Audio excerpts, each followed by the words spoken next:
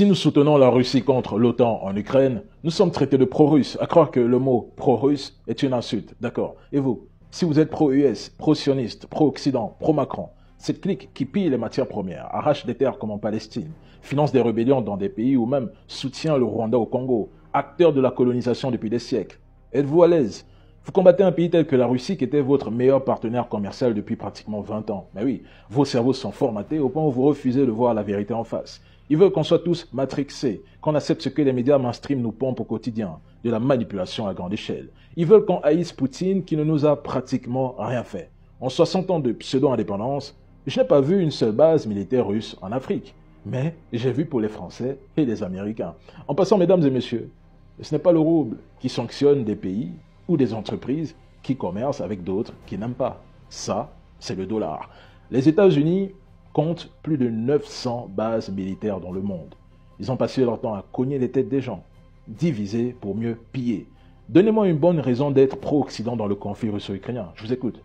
Une seule bonne raison. Moi, je vais toujours le dire.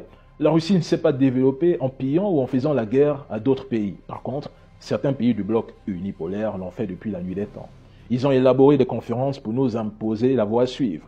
Ils ont morcelé des États. Non, les amis, pro-russe n'est pas une insulte. Être pro-russe, c'est refuser le mensonge qui nous force d'accepter. Pro-russe, selon eux, c'est être dissident, c'est refuser l'endoctrinement. Et lorsque tu es pro-russe, retenez-le, vous serez combattu par le système. C'est tout. On reçoit ça. Ouais, c'est embêtant. À chaque fois que vous publiez une vidéo, vous devez avoir des notifications comme ceci.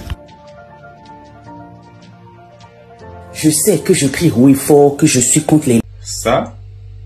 Les sanctions commencent à pleuvoir. On me menace de me bannir du programme de monétisation TikTok pour avoir publié cette vidéo. Tu as sûrement entendu parler de ce qui se passe au Congo. Et si ce n'est pas le cas, je t'invite à aller te renseigner parce que à l'heure...